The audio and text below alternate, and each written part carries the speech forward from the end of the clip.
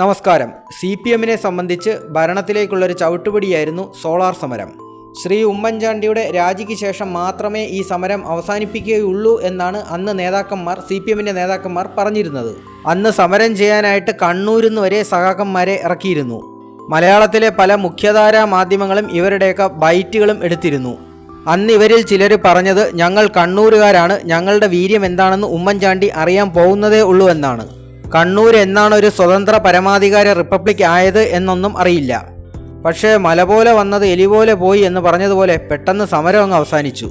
ഉമ്മൻചാണ്ടി ഒട്ട് രാജിവെച്ചതുമില്ല.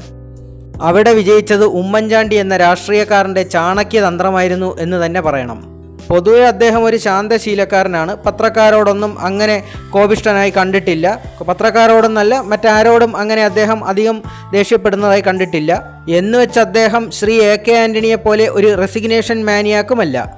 ഇല്ലാത്ത ഒരു ആരോപണത്തിൻ്റെ പേരിൽ രാജിവെക്കാൻ അദ്ദേഹം തയ്യാറായിരുന്നില്ല എന്നതാണ് സത്യം. ഏതറ്റം വരെയും പോകാൻ അരയും തലയും മുറുക്കിയാണ് സഖാക്കളും എത്തിയിരുന്നത്. ഒരു സാധാരണ രാഷ്ട്രീയ തന്ത്രത്തിലും ഉപരി ഒരു സൈനിക തന്ത്രം തന്നെയാണ് ഇവിടെ ശ്രീ ഉമ്മൻചാണ്ടി പുറത്തെടുത്തത്. ഏതൊരു സമരം നടക്കുമ്പോഴും CPM സ്ഥിരമായി ഉപയോഗിക്കുന്ന ചില സ്ഥലങ്ങളുണ്ട്. യുദ്ധത്തിലൊക്കെ ഈ ബേസ് ക്യാമ്പ് എന്ന് പറയുന്നത് പോലെ. അല്ല, CPM-നെ സംബന്ധിച്ച് ഏതൊരു സമരവും യുദ്ധം പോലെ തന്നെയാണ്.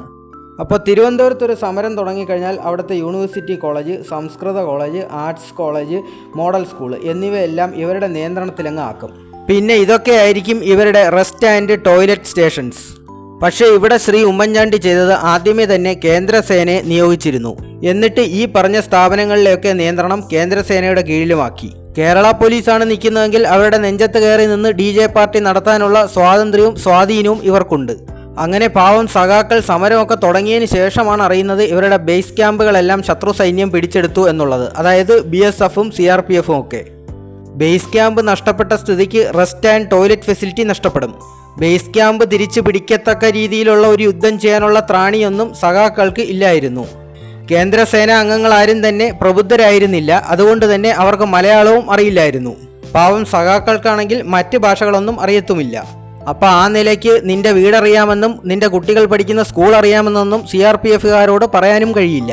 സമാനമായ ഒരു സാഹചര്യം പണ്ട് രണ്ടാം ലോക മഹായുദ്ധകാലത്ത് റഷ്യ ആക്രമിക്കാൻ പോയ ജർമ്മൻ സൈനികരും നേരിടേണ്ടി വന്നിരുന്നു എന്നതാണ് ചരിത്രം. അങ്ങനെ ഇവിടെ ഈ സോളാർ യുദ്ധത്തിൽ ഗതികെട്ട ചെമ്പട അവരുടെ റെസ്റ്റ് ആൻഡ് ടോയ്ലറ്റ് സ്റ്റേഷൻ പൊതുവഴിയിലാക്കി. ഇങ്ങനെ ഒന്നാം ദിവസം കഴിഞ്ഞപ്പോൾ തന്നെ തിരുവനന്തപുരത്തെ പൊതുജനം ചെമ്പടയ്ക്കെതിരായി. ഉള്ള ടോയ്ലറ്റ് സ്റ്റേഷനുകളും കൂടി പൊതുജനം പിടിച്ചെടുക്കുമെന്നുള്ള സ്ഥിതിയിലുമായി. അങ്ങനെ ആകെ ആശയക്കുഴപ്പത്തിൽ ഇരുന്നപ്പോഴാണ് ജുഡീഷ്യൽ കമ്മീഷൻ എന്നൊരു പിടിവള്ളി വീണ് കിട്ടിയത്. അങ്ങനെ അതിൽ പിടിച്ചു തൂങ്ങി യുദ്ധം അവസാനിപ്പിച്ചതായി പ്രഖ്യാപിക്കുകയായിരുന്നു. അങ്ങനെ ടോയ്ലറ്റ് മ്യൂട്ടിണി എന്നോ ദ ഗ്രേറ്റ് ഇന്ത്യൻ ടോയ്ലറ്റ് എന്നൊക്കെ അറിയപ്പെടാമായിരുന്ന ഒരു സംഭവത്തിന് ഉടൻ തന്നെ തിരശ്ശീലയും വീണു. ഇതൊക്കെ സംസ്ഥാന വിദ്യാർത്ഥികളുടെ പാഠ്യപദ്ധതിയിൽ ഉൾപ്പെടുത്തേണ്ടതാണ് എന്ന് പറഞ്ഞുകൊണ്ട് നിർത്തുന്നു. Thank you.